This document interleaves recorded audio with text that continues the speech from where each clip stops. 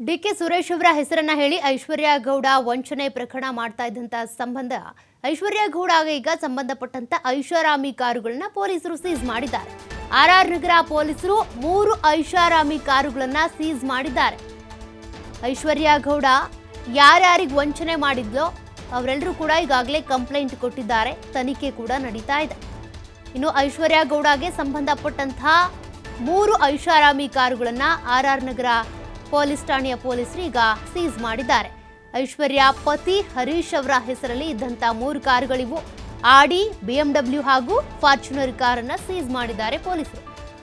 KA 01 MY 8585 ನಂಬರ್ನ Audi car ಜೊತೆಗೆ KA 1 MB 8555 ಅನ್ನುವಂತ BMW ಕಾರ್ ಹಾಗೂ KA 05 NL 3567 ನ ಫಾರ್ಚುನರ್ ಕಾರ್. ಒಟ್ಟು 3 ಕಾರುಗಳನ್ನ ಪೊಲೀಸರು ಈಗಾಗಲೇ ವಶಕ್ಕೆ ಪಡ್ಕೊಂಡಿದ್ದಾರೆ.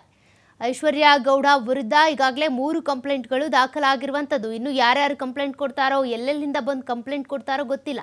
ಸದ್ಯಕ್ಕೆ ಶಿಲ್ಪಾ ಗೌಡ ಇರ್ಬೋದು, ವನಿತಾ ಐತಾಳ್ ಇರ್ಬೋದು, ಮತ್ತೋರ್ವ ಉದ್ಯಮಿ ಇವರೆಲ್ಲರೂ ಕೂಡ ಕಂಪ್ಲೇಂಟನ್ನು ಕೊಟ್ಟಿದ್ದಾರೆ. ಇದರ ಬೆನ್ನಲ್ಲೇ ಈಕೆಯ ಆಸ್ತಿ ಎಷ್ಟಿದೆ, ಎಷ್ಟು ಬಂಗಲೆ ಇದ್ದಾವೆ, ಎಷ್ಟು ಮನೆಗಳಿದ್ದಾವೆ, ಎಷ್ಟು ಐಷಾರಾಮಿ ಕಾರುಗಳಿದ್ದಾವೆ, ಇದೆಲ್ಲವನ್ನು ಕೂಡ ಪೊಲೀಸರೀಗ ತನಿಖೆ ಮಾಡ್ತಾ ಇದ್ದಾರೆ.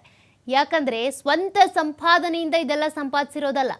ಅನೇಕರ ತಲೆ ಮೇಲೆ ಕೈ ಎಳೆದು ವಂಚನೆ ಮಾಡಿ ಕೋಟಿ ಕೋಟಿ ಕೊಡ್ತೀನಿ ಅಂತೇಳಿ ಕೋಟಿ ಕೋಟಿ ಚಿನ್ನಾಭರಣಗಳನ್ನು ಖರೀದಿ ಮಾಡಿ ಅವ್ರಿಗೆ ದುಡ್ಡು ಕೊಡದೆ ಮೋಸ ಮಾಡಿ ಅವೆಲ್ಲ ದುಡ್ಡಿನಿಂದ ಇವೆಲ್ಲ ಸಂಪಾದನೆ ಮಾಡಿರೋದು. ಹಾಗಾಗಿ ಸದ್ಯಕ್ಕೆ ಈಗ ಪೊಲೀಸರು ಸ್ಟೆಪ್ ಬೈ ಸ್ಟೆಪ್ ತನಿಖೆಯನ್ನು ಮುಂದುವರಿಸ್ತಾ ಇದ್ದಾರೆ. ಐಶ್ವರ್ಯ ಗೌಡಳ 3 ಕಾರುಗಳನ್ನ ಕೂಡ ಈಗ ಪೊಲೀಸರು ಸೀಸ್ ಮಾಡಿದ್ದಾರೆ. ಆ 3 ಕಾರುಗಳು ಕೂಡ ಐಶ್ವರ್ಯ ಗೌಡ ಪತಿ ಹರೀಶ್ ಅವರ ಹೆಸರಲ್ಲಿರುವಂಥದ್ದು. ಆಡಿ, BMW, ಫಾರ್ಚುನರ್ ಆ 3 ಕಾರುಗಳನ್ನು ಕೂಡ ನೀವು ಗಮನಿಸ್ತಾ ಇದ್ದೀರಾ. ಆ 3 ಕಾರುಗಳು ಕೂಡ ಈಗ ಪೊಲೀಸರ ವಶದಲ್ಲಿದ್ದಾವೆ. ಈಕೆ ಮಾಡಿರುವಂಥ ವಂಚನೆಗೆ ಸಂಬಂಧಪಟ್ಟಂತೆ ತನಿಖೆ ಮುಂದುವರೆದಿದೆ. ಜೊತೆಗೆ ಆರೋಪಿಗಳ ಸ್ಟೇಟ್ಮೆಂಟನ್ನು ಕೂಡ ಈಗಾಗಲೇ ಪೊಲೀಸರು ದಾಖಲು ಮಾಡಿಕೊಂಡಿದ್ದಾರೆ. ಮತ್ತು ಆಕೆಯ ವಿರುದ್ಧ ಇವ್ರ ಹತ್ರ ಇರುವಂಥ ದಾಖಲೆಗಳೇನಿದ್ದಾವೆ ಆ ದಾಖಲೆಗಳನ್ನ ಕೂಡ ಈಗಾಗಲೇ ಕೊಟ್ಟಿದ್ದಾರೆ. ವಂಚನೆಗೆ ಒಳಗಾಗಿರುವಂಥ ದೂರುದಾರರು ಇದ್ದಾರೆ ಅವರೆಲ್ಲರೂ ಕೂಡ ಒಂದಷ್ಟು ದಾಖಲೆಗಳನ್ನ ಕೂಡ ಕೊಟ್ಟಿದ್ದಾರೆ. ಅದರ ಬೆನ್ನಲ್ಲೇ ಈಗ ಪೊಲೀಸರು ಆಕೆಯ ಆಸ್ತಿ, ಆಕೆ ಏನೇನು ಸಂಪಾದನೆ ಮಾಡಿದ್ದಾಳೆ ಅದೆಲ್ಲದ್ರ ಬಗ್ಗೆ ಕೂಡ ಈಗ ಕಣ್ಣಿಟ್ಟಿದ್ದಾರೆ. ಎಲ್ಲೆಲ್ಲಿ ಏನೇನು ಆಸ್ತಿ ಇದೆ, ಎಷ್ಟು ಕಾರುಗಳಿದ್ದಾವೆ, ಮತ್ತು ಚಿನ್ನಾಭರಣ ಅಂತ ಬಂದಾಗ ಎಷ್ಟು ಚಿನ್ನಾಭರಣ ಆಕೆ ಮನೇಲಿದೆ. ಯಾಕೆಂದರೆ ಒಂದು ರೀತಿ ಚಿನ್ನದ ಐಶ್ವರ್ಯ ಈಕೆ. ಎಲ್ಲಿ ನೋಡಿದ್ರು ಚಿನ್ನದ ಅಂಗಡಿ ಮಾಲೀಕರಿಗೇ ಮೋಸ ಮಾಡಿರುವಂಥದ್ದು, ಚಿನ್ನ ತೆಗೆದುಕೊಂಡು ಮೋಸ ಮಾಡಿರೋದು. ಹೀಗಾಗಿ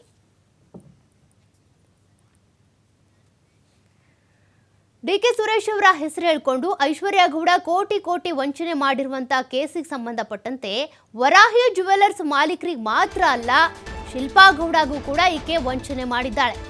ನಾನು ಈಗಾಗಲೇ ಹೇಳಿದಾಗೆ ಈಕೆ ಮೋಸ ಮಾಡಿರೋದು ಒಬ್ಬಿಬ್ರಿಗಲ್ಲ, ಅದೆಷ್ಟು ಜನರಿಗೆ ಮೋಸ ಮಾಡಿದ್ದಾಳೋ ಗೊತ್ತಿಲ್ಲ. ಅನೇಕರಿಗೆ ಇನ್ನೂ ಆಕೆ ಮಾಡ್ತಾ ಇರೋದು ಮೋಸ ಅನ್ನೋದು ಗೊತ್ತಿಲ್ಲ. ದುಡ್ಡು ಕೊಡ್ಬೋದೇನೋ, ವಾಪಸ್ಸು ಚಿನ್ನಾಭರಣ ವಾಪಸ್ ಬರ್ಬೋದೇನೋ ಅಂತ ಅಂದ್ಕೊಂಡಿರ್ತಾರೆ. ಬಟ್ ಈಕೆ ಬಂಡವಾಳ ಈಗ ಮಾಧ್ಯಮಗಳಲ್ಲಿ ಗೊತ್ತಾಗ್ತಾ ಇದ್ದಂತೆ ಒಬ್ಬೊಬ್ಬರಾಗೆ ಬಂದು ಕಂಪ್ಲೇಂಟ್ ಕೊಡ್ತಾ ಇದ್ದಾರೆ. ಚಿಟ್ ಫಂಡ್, ರಿಯಲ್ ಎಸ್ಟೇಟ್, ಚಿನ್ನದ ಬಿಸ್ನೆಸ್ ಮಾಡ್ತಾ ಇದ್ದೀನಿ ನಾನು ಅಂತ ಶಿಲ್ಪಾ ಗೌಡಗೆ ಈಕೆ ನಂಬಿಸಿ 430 ಗ್ರಾಂ ಚಿನ್ನಾಭರಣ, 3.25 ಕೋಟಿ ಹಣವನ್ನ ಪಡ್ಕೊಂಡಿದ್ಲು. ನಿನ್ನೆ ಬೆಳಗ್ಗೆ ಶಿಲ್ಪಾ ಗೌಡ ನಿವಾಸದಲ್ಲಿ ಈಗಾಗಲೇ ಪೊಲೀಸರು ಸ್ಥಳ ಮಹಜರು ನಡೆಸಿದ್ದಾರೆ. ಆಕೆಯ ಹೇಳಿಕೆಯನ್ನು ಕೂಡ ದಾಖಲು ಮಾಡಿಕೊಂಡಿದ್ದಾರೆ. ಇನ್ನು ಡಿಕೆ ಸುರೇಶ್ ಅನ್ನೋ ರೀತಿಯಾಗಿ ಶಿಲ್ಪಾ ಗೌಡ ಬಳಿ ಕೂಡ ನಟ ಧರ್ಮ ಮಾತನಾಡಿದ್ದಾರಂತೆ. ಆ ಆಡಿಯೋ ಕ್ಲಿಪ್ಪಿಂಗ್ಸ್ ಬಗ್ಗೆ ಕೂಡ ಮಾಹಿತಿ ಕೊಟ್ಟಿದ್ದಾರೆ. ಆಡಿಯೋ ಕ್ಲಿಪ್ಪಿಂಗ್ಸ್ ಅನ್ನು ಕೂಡ ಪೊಲೀಸರಿಗೆ ದೂರುದಾರೆ ಕೊಟ್ಟಿರೋದು. ಇತರೆ ದಾಖಲೆಗಳನ್ನ ಕೂಡ ದೂರುದಾರೆ ಶಿಲ್ಪಾ ಗೌಡ ಪೊಲೀಸರಿಗೆ ಒಪ್ಪಿಸಿರೋದು. ಈ ಆಡಿಯೋದಿಂದ ಈಗ ನಟ ಧರ್ಮೇಂದ್ರಗೂ ಕೂಡ ಒಂದಷ್ಟು ಸಂಕಷ್ಟ ಎದುರಾಗುತ್ತೆ. ಈ ಐಶ್ವರ್ಯ ಗೌಡ ಯಾರ್ಯಾರಿಗೆ ಮೋಸ ಮಾಡಿದ್ದಾಳೋ, ವಂಚನೆ ಮಾಡಿದ್ದಾಳೋ ಆ ಎಲ್ಲ ಕೇಸ್ಗಳಲ್ಲೂ ಕೂಡ ನಾನು ಡಿಕೆ ಸುರೇಶ್ ತಂಗಿ ಅಂತ ಹೇಳ್ಕೊಂಡು ಬಂದಿರೋದು. ಸರಿ, ಡಿಕೆ ಸುರೇಶ್ ಅವ್ರ ಹತ್ರ ಒಂದ್ಸಲ ಮಾತನಾಡಿಸಿ ಅಂದಾಗ ನಟ ಧರ್ಮ ಅವರ ಜೊತೆಗೆ ವಾಯ್ಸ್ ಚೇಂಜ್ ಮಾಡಿ ಡಿಕೆ ಸುರೇಶ್ ಅವ್ರ ತರಾನೇ ಮಾತನಾಡಿಸಿರೋದು. ಹಾಗಾಗಿ ಅವ್ರು ನಂಬಿ ಪ್ರಭಾವಿ ರಾಜಕಾರಣಿ ಹೇಗಿದ್ರು ಅವ್ರನ್ನ ನಂಬಬಹುದು ನಾವು ಅನ್ನುವಂಥ ಕಾರಣದಲ್ಲಿ ದುಡ್ಡು ಕೊಟ್ಟಿದ್ದಾರೆ, ಚಿನ್ನ ಕೊಟ್ಟಿದ್ದಾರೆ. ಇದೆಲ್ಲವನ್ನು ಕೂಡ ಈ ರೀತಿಯಾಗಿ ಈಕೆ ಬಳಸ್ಕೊಂಡಿರೋದು. ಸಂಪಾದನೆ ಮಾಡಿರೋದು ಹೇಗೆ? ಇಂಥವ್ರಿಗೆ ವಂಚನೆ ಮಾಡಿ, ಚಿನ್ನದ ಅಂಗಡಿ ಮಾಲೀಕರಿಗೆ, ಅದೇ ರೀತಿಯಾಗಿ ಕೆಲವರು ಬಿಸ್ನೆಸ್ ಮಾಡಬೇಕು ಅಂತ ಅಥವಾ ಏನಾದರೂ ಚಿಟ್ ಫಂಡ್ನಲ್ಲಿ ನಾವು ಕೂಡ ಒಂದಷ್ಟು ವ್ಯವಹಾರ ಮಾಡಬೇಕು ಅಂತ ಏನು ಅಂದ್ಕೊಂಡಿರ್ತಾರೆ ಅಂಥವ್ರಿಗೆ ಮೋಸ ಮಾಡಿರೋದು. ಅಷ್ಟೇ ಅಲ್ಲ, ಈಕೆ ಅನೇಕ ಪ್ರಭಾವಿ ರಾಜಕಾರಣಿಗಳು, ಪೊಲೀಸ್ ಅಧಿಕಾರಿಗಳು ಮತ್ತೆ ಬಿಲ್ಡರ್ಸ್ಗಳು, ಬಿಸ್ನೆಸ್ ಮ್ಯಾನ್ಗಳ ಜೊತೆ ಕೂಡ ಈಕೆಗೆ ಲಿಂಕ್ ಇದೆಯಂತೆ. ಅವ್ರು ಕೂಡ ಈಕೆ ಆಯೋಜನೆ ಮಾಡ್ತಾ ಇರುವಂತ ಪಾರ್ಟಿಗಳಿಗೆ ಬಂದು ಹೋಗ್ತಾ ಇದ್ರಂತೆ.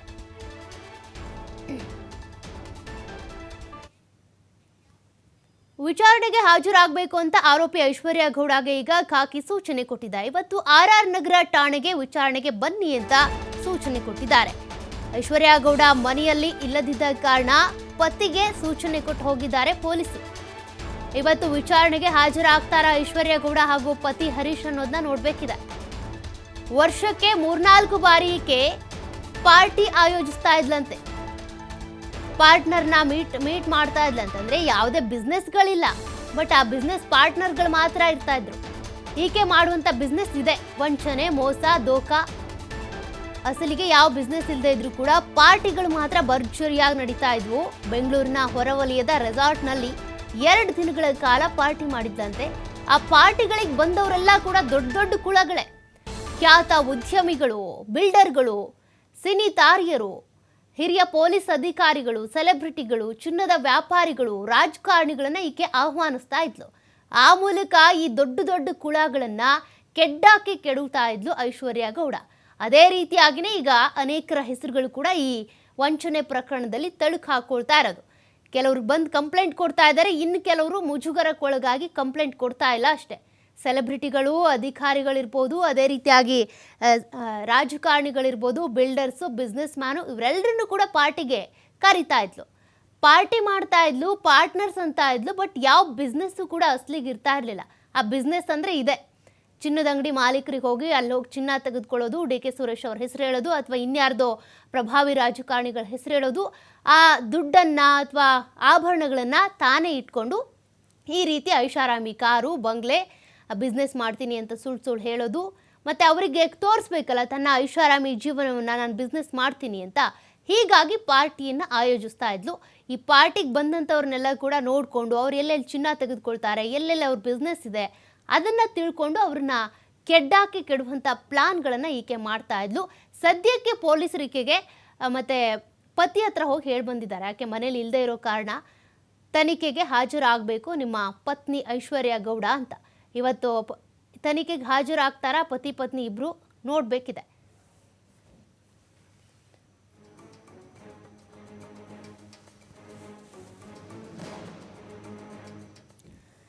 ನೋಡಿ, ಯಾವ ಬಿಸ್ನೆಸ್ ಇಲ್ಲದೆ ಇದ್ರೂ ಕೂಡ ದುಡ್ಡು ಮಾತ್ರ ಕೈಯಲ್ಲಿ ಆಡ್ತಾ ಇತ್ತು. ಅದೇ ರೀತಿಯಾಗಿ ಪಾರ್ಟಿಗಳು ಮಾತ್ರ ದೊಡ್ಡ ದೊಡ್ಡದಾಗಿ ನಡೀತಾ ಇದ್ವು. ಐಷಾರಾಮಿ ಕಾರುಗಳು, ಬಂಗಲೆ, ಒಳ್ಳೆ ಐಷಾರಾಮಿ ಜೀವನ, ಎಲ್ಲವೂ ಕೂಡ ಕಂಡವ್ರ ದುಡ್ಡಲ್ಲಿ. ಅಂದರೆ ಯಾರ್ದೋ ದುಡ್ಡು ಎಲ್ಲಮ್ಮನ ಜಾತ್ರೆ ಅಂತಾರಲ್ಲ, ಹಂಗಿದು. ತಾನು ಜಾತ್ರೆ ಮಾಡೋದಕ್ಕೆ ಯಾರ್ದೋ ದುಡ್ಡನ್ನೇ ಈ ರೀತಿ ಕೊಳ್ಳೆ ಹೊಡೆಯೋದಂತಾನೆ ಹೇಳ್ಬೋದು. ಕೊಳ್ಳೆ ಹೊಡೆಯೋದಂದರೆ ಅನೇಕರು ಬಂದು ಬೇರೆ ರೀತಿಯಾಗಿ ಹೊಡಿತಾರೆ. ಬಟ್ ಈಕೆ ನಂಬಿಸಿ ಮೋಸ ಮಾಡಿ ಆ ಚಿನ್ನದ ಅಂಗಡಿ ಮಾಲೀಕರ ಹತ್ರ ಚಿನ್ನವನ್ನು ಬೇರೆಯವ್ರ ಹೆಸರು ಹೇಳಿ ತೆಗೆದುಕೊಂಡು ಬಂದು ಈ ರೀತಿ ಮಾಡ್ತಾ ಇದ್ಲು. ಆಕೆ ಪರಿಪರಿಯಾಗಿ ವಿಧವಾಗಿ ಹೇಗೆ ವನಿತಾ ಐತಾಳ ಹತ್ರ ಬೇಡ್ಕೊಳ್ತಾ ಇದ್ರು, ಆ ಆಡಿಯೋವನ್ನು ಕೂಡ ನೀವು ಗಮನಿಸಿದ್ರ ಫೋನ್ ಕಾಲ್ನಲ್ಲಿ. ಇದೆಲ್ಲ ಬಿಟ್ಬಿಡು, ಮಾಧ್ಯಮಗಳಲ್ಲಿ ಬರೋದು ಬೇಡ, ನಾನು ನಿನಗೆ 10 ಕೋಟಿಯನ್ನು 2 ದಿನದಲ್ಲಿ ಕೊಟ್ಬಿಡ್ತೀನಿ ಅಂತ. ಅದು ಎಲ್ಲಿದೆಯೋ ದುಡ್ಡು, ಅಷ್ಟೆಲ್ಲ ದುಡ್ಡು, ಅದು ಇನ್ನೂ ಏನೇನು ಬಿಸ್ನೆಸ್ ಇದೆಯೋ, ಎಲ್ಲೆಲ್ಲಿ ಈ ರೀತಿಯಾಗಿ ಮೋಸ ಮಾಡಿರೋದು, ಯಾರ್ಯಾರ ತಲೆ ಮೇಲೆ ಕೈ ಎಳ್ದಿರೋದು, ಅದೆಷ್ಟು ದುಡ್ಡನ್ನು ಇಟ್ಕೊಂಡಿದ್ದಾಳೋ ಈಕೆ ಗೊತ್ತಿಲ್ಲ. ಬಟ್ ಮೋಸಕ್ಕೆ, ವಂಚನೆಗೆ ಒಳಗಾಗಿರೋರು ಮಾತ್ರ ಪಾಪ ಬಂದು ಒಬ್ಬೊಬ್ಬರಾಗೆ ಈಗ ಕಂಪ್ಲೇಂಟ್ ಕೊಡ್ತಾ ಇದ್ದಾರೆ. ಸದ್ಯಕ್ಕೆ ಈಕೆಯ ಐಷಾರಾಮಿ ಕಾರ್ಗಳು ಸೀಸ್ ಆಗಿದ್ದಾವೆ. ಈಕೆ ತನಿಖೆಗೆ ಹಾಜರಾಗಬೇಕು ಅಂತ ಕೂಡ ಪೊಲೀಸರಿಗಾಗಲೇ ಸೂಚನೆ ಕೊಟ್ಟಿದ್ದಾರೆ. ಮತ್ತಷ್ಟು ಮಾಹಿತಿ ಕೊಡ್ತಾರೆ ಪ್ರತಿನಿಧಿ ಸಂತೋಷ್ ಪಟೇಲ್. ಸಂತೋಷ್, ಈಗಾಗಲೇ ಐಶ್ವರ್ಯ ಗೌಡ ತನಿಖೆಗೆ ಹಾಜರಾಗಬೇಕು ಅಂತ ಪೊಲೀಸರು ಸೂಚನೆ ಕೊಟ್ಟಿದ್ದಾರೆ. ಆಕೆ ಮನೇಲಿ ಇರ್ಲಿಲ್ವಂತೆ, ಪತಿ ಹತ್ರ ಹೇಳಿ ಬಂದಿದ್ದಾರಂತೆ. ಇವತ್ತು ಐಶ್ವರ್ಯ ಹಾಗೂ ಆಕೆ ಪತಿ ಹರೀಶ್ ತನಿಖೆಗೆ ಹಾಜರಾಗ್ತಾರ?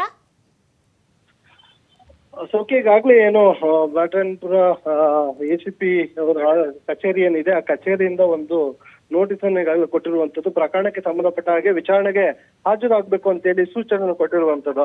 ಅಂದ್ರೆ ಈಗಾಗಲೇ ಚಂದನ್ ಲೇಔಟ್ ನಲ್ಲಿ ದಾಖಲಾಗಿದ್ದ ಪ್ರಕರಣಕ್ಕೆ ಸಂಬಂಧಪಟ್ಟ ಹಾಗೆ ಅವರು ಜಾಮೀನನ್ನು ಪಡ್ಕೊಂಡಿರುವಂತದ್ದು. ಜಾಮೀನನ್ನು ಪಡ್ಕೊಂಡು ಬಂದಿದ್ರೆ ವಿಚಾರಣೆಗೆ ಹಾಜರಾಗಬೇಕಾಗತ್ತೆ. ಇಲ್ಲ ಅಂತ ಹೇಳಿದ್ರೆ ಪೊಲೀಸರು ಆ ಸಿಕ್ಕಿರುವಂತ ಜಾಮೀನನ್ನ ಕ್ಯಾನ್ಸಲೇಷನ್ಗೆ ಬರಬೇಕಾಗತ್ತೆ. ಅಂದ್ರೆ ಜಾಮೀನು ಕೊಡುವಂತ ಸಂದರ್ಭದಲ್ಲಿ ತನಿಖೆಗೆ ಸಹಕಾರವನ್ನು ಕೊಡಬೇಕು ಅಂತಾನೆ ಹೇಳಿ ಅವ್ರಿಗೆ ಜಾಮೀನು ಷರತ್ತುಬದ್ಧ ಜಾಮೀನನ್ನು ನೀಡಲಾಗಿರುತ್ತೆ. ಹೀಗಾಗಿ ವಿಚಾರಣೆಗೆ ಹಾಜರಾಗಬೇಕು. ಒಂದು ವೇಳೆ ಇವತ್ತು ಅವ್ರು ಕೊಟ್ಟಂತ ಡೇಟ್ಗೆ ವಿಚಾರಣೆಗೆ ಹಾಜರಾಗ್ಲಿಕ್ಕೆ ಆಗದೆ ಹೋದ್ರಲ್ಲಿ ಅವರು ಅದಕ್ಕೆ ಸೂಕ್ತ ಕಾರಣವನ್ನ ಕೊಡಬೇಕಾಗುತ್ತೆ. ಆದ್ರೆ ಈಗಾಗಲೇ ACP ಭರತ್ ರೆಡ್ಡಿ ಅವರ ಮುಂದೆ ದೂರುದಾರ ಆಗಿರುವಂತ ವನಿತಾ ಐತಾಳ್ ಅವರಿಗಾಗಲೇ ಹಾಜರಾಗಿರುವಂತದ್ದು. ಪ್ರಕರಣಕ್ಕೆ ಸಂಬಂಧಪಟ್ಟ ಹಾಗೆ ಅವರ ಬಳಿ ಕೂಡ ಒಂದಿಷ್ಟು ಮಾಹಿತಿಗಳು ಮತ್ತೆ ದಾಖಲೆಗಳನ್ನ ಕೊಡಬೇಕಾಗತ್ತೆ. ವಹಿವಾಟು ಇವರೇನು ಚಿನ್ನಾಭರಣದ ಮಾಡಿದ್ದೇರಂತೆ ಅದೆಲ್ಲದಕ್ಕೂ ಕೂಡ ಮಾಹಿತಿಯನ್ನ ಕೊಡಿ ಅಂತ ಅವ್ರಿಗೂ ಕೂಡ ಸೂಚಿಸಿದ್ರು. ಅದರಂತೆ ಅವ್ರಿಗಾಗ್ಲೇ ಭರತ್ ರೆಡ್ಡಿ ಅವರ ಮುಂದೆ ಹಾಜರಾಗಿರುವಂತದ್ದು. ಆದ್ರೆ ಇನ್ನು ಐಶ್ವರ್ಯ ಮತ್ತು ಪತಿ ಇಬ್ರು ಕೂಡ ಹಾಜರಾಗಿಲ್ಲ. ಇವತ್ತು ಸಂಜೆ ಒಳಗೆ ಅವ್ರು ಬರ್ಬೋದು. ಒಂದ್ ವೇಳೆ ಬರ್ತೀವಿ ಹೋದ್ರೆ ಮುಂದಿನ ದಿನಗಳಲ್ಲಿ ಅವ್ರಿಗೆ ಮತ್ತೊಂದು ಅಂದ್ರೆ 2ನೇ ನೋಟಿಸ್ ಅನ್ನ ಜಾರಿಯನ್ನ ಮಾಡ್ತಾರೆ. ಆ ನೋಟಿಸ್ಗೂ ಅವರು ಕೇರ್ ಮಾಡದೆ ಹೋದಲ್ಲಿ ಮುಂದಿನ ದಿನಗಳಲ್ಲಿ ಅವ್ರಿಗೆ ಏನು ಜಾಮೀನು ಸಿಕ್ಕಿದೆ ಜಾಮೀನನ್ನ ಕ್ಯಾನ್ಸಲೇಷನ್ ಮಾಡ್ಲಿಕ್ಕೆ ಬೇಕಾಗಿರೋ ಎಲ್ಲ ಸಿದ್ಧತೆಯನ್ನು ಕೂಡ ಮಾಡ್ಕೊಳ್ತಾರೆ. ಸೌಖ್ಯ. ಸಂತೋಷ್, ಆಕೆಯ 3 ಐಷಾರಾಮಿ ಕಾರ್ಗಳು ಕೂಡ ಸೀಸ್ ಆಗಿದ್ದಾವೆ. ಇದ್ರ ಬಗ್ಗೆ ಡೀಟೇಲ್ಸ್ ಕೊಡೋದಾದ್ರೆ ಈಗಾಗಲೇ ಐಶ್ವರ್ಯ ಗೌಡನ ಬಂಧನ ಮಾಡಲಾಗಿತ್ತು. ಅದಾದ ಬಳಿಕ ಆಕೆ ಜಾಮೀನನ್ನ ಪಡ್ಕೊಂಡು ಹೊರ ಬರ್ತಾಳೆ. ಜಾಮೀನನ್ನ ಪಡ್ಕೊಂಡು ಹೊರ ಬಂದ ನಂತರ ಪ್ರಕರಣಕ್ಕೆ ಸಂಬಂಧಪಟ್ಟ ಹಾಗೆ ಏನು ವಿಚಾರಣೆಯನ್ನ ಮಾಡ್ತಾ ಹೋದಂತ ಸಂದರ್ಭದಲ್ಲಿ ತನಿಖೆಯನ್ನ ಮಾಡುವಂತ ಸಂದರ್ಭದಲ್ಲಿ ಸುಮಾರು ಐಷಾರಾಮಿ ಫಾರ್ಚುನರ್ ಇರ್ಬೋದು, BMW ಇರ್ಬೋದು, ಈ ರೀತಿಯಾಗಿ ಪತಿ ಹರೀಶ್ ಹೆಸರಿನಲ್ಲಿರುವಂತ 3 ಐಷಾರಾಮಿ ಕಾರುಗಳನ್ನ ವಶಪಡಿಸಿಕೊಂಡಿದ್ದಾರೆ. ಅದರ ಜೊತೆಗೆ ಸುಮಾರು 29 kg ಬೆಳ್ಳಿಯನ್ನ ವಶಪಡಿಸಿಕೊಂಡಿರುವಂತದ್ದು. ಆದ್ರೆ ಈಕೆ ಚಿನ್ನಾಭರಣ ಏನು 14 kg ಚಿನ್ನಾಭರಣದ ವಹಿವಾಟನ್ನ ಮಾಡಿದ್ರು ಅಂತ ಏನ್ ಹೇಳಲಾಗ್ತಿತ್ತು. ಆ ಚಿನ್ನಾಭರಣದ ವಹಿವಾಟಿಗೆ ಸಂಬಂಧಪಟ್ಟಾಗ ಆ ಚಿನ್ನಾಭರಣ ಯಾವು ಕೂಡ ಇನ್ನು ಪೊಲೀಸರಿಗೆ ರಿಕವರಿ ಸಿಗ್ತಾ ಇಲ್ಲ. ಅದಕ್ಕೆ ಲೆಕ್ಕವನ್ನ ಆಕೆ ಕೊಡಬೇಕಾಗ್ತದೆ. ಇನ್ನು ಯಾವುದೇ ರೀತಿಯ ಮಾಹಿತಿಯನ್ನ ಸಂಪೂರ್ಣವಾಗಿ ಆಕೆ ಕೊಟ್ಟಿಲ್ಲ. ಆದ್ರೆ ಇದುವರೆಗೂ ಪೊಲೀಸರು ಆಕೆಯ ಬಂಧನ ಮಾಡಿದ ಬಳಿಕ 3 ಐಷಾರಾಮಿ ಕಾರುಗಳು ಅದರ ಜೊತೆಗೆ 29 kg ಬೆಳ್ಳಿಯನ್ನು ವಶಪಡಿಸಿಕೊಳ್ಳಲಾಗಿದೆ ಅಂತ ಇದೀಗ ಮಾಹಿತಿ ಬಂದಿರುವಂತದ್ದು. ಇನ್ನೂ ಕೂಡ ಆಕೆಗೆ ನೋಟಿಸ್ ಅನ್ನು ಕೊಟ್ಟಿದ್ದಾರೆ. ಆಕೆ ವಿಚಾರಣೆಗೆ ಹಾಜರಾದ ಬಳಿಕ ಮತ್ತೊಂದಿಷ್ಟು ಸ್ಫೋಟಕ ಅಂಶಗಳು ಹೊರಬೀಳುವ ಸಾಧ್ಯತೆ ಇರುವಂತದ್ದು. ಸೌಖ್ಯ. ಸಂತೋಷ್, ಈಕೆ ಪಾರ್ಟಿ ಆಯೋಜನೆ ಮಾಡಿದಾಗ ದೊಡ್ಡ ದೊಡ್ಡ ಬಿಲ್ಡರ್ಸ್, ರಾಜಕಾರಣಿಗಳು, ಅದೇ ರೀತಿಯಾಗಿ ಸಿನಿ ತಾರೆಯರು ಕೂಡ ಬರ್ತಾ ಇದ್ರಂತೆ. ಅವ್ರು ಯಾರು ಅಂತ ಏನಾದ್ರು ಡೀಟೇಲ್ಸ್ ಇದೆಯಾ? ಸದ್ಯಕ್ಕೆ ಇನ್ನೂ ಕಂಪ್ಲೇಂಟ್ ರೈಸ್ ಆಗೋ ಸಾಧ್ಯತೆಗಳು ಇದಾವ?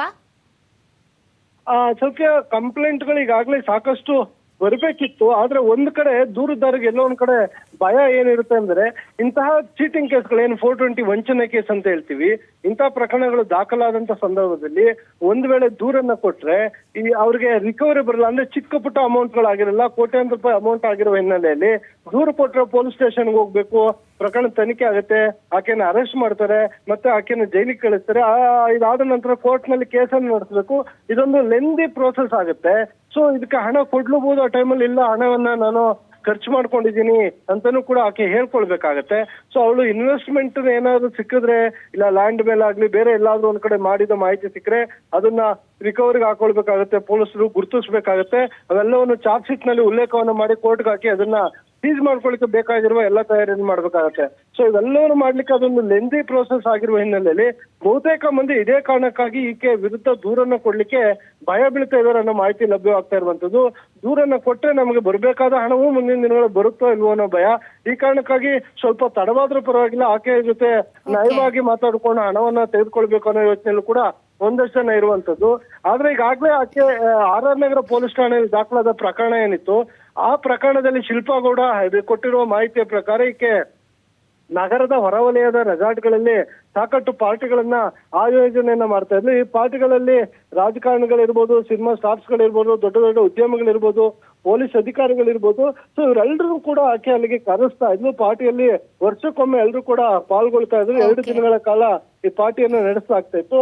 ಅಲ್ಲಿ ಒಬ್ಬರಿಗೊಬ್ಬರು ಪರಿಚಯ ಅಂತ ಹೇಳಿಕೊಂಡು ಆ ಮುಖಾಂತರ ಇವಳು ತನ್ನ ದೊಡ್ಡ ದೊಡ್ಡ ಉದ್ಯಮಗಳನ್ನ ಕೆಡ್ಡಕ್ಕೆ ಕೆಡುಕೊಳ್ತಾ ಇದ್ಲು ಅನ್ನೋ ಮಾಹಿತಿ ಲಭ್ಯವಾಗ್ತಾ ಇರುವಂತದ್ದು. ಪೊಲೀಸರು ತನಿಖಾ ನಂತರ ಇವೆಲ್ಲವೂ ಎಷ್ಟು ಸತ್ಯಾಸತ್ಯತೆಯಿಂದ ಕೂಡಿದ ಕಾಯ್ದು ನೋಡ್ಬೇಕಾಗುತ್ತೆ ನಾವು. ಸೌಖ್ಯ. Thank you Santosh ಡೀಟೇಲ್ಸ್ಗೆ.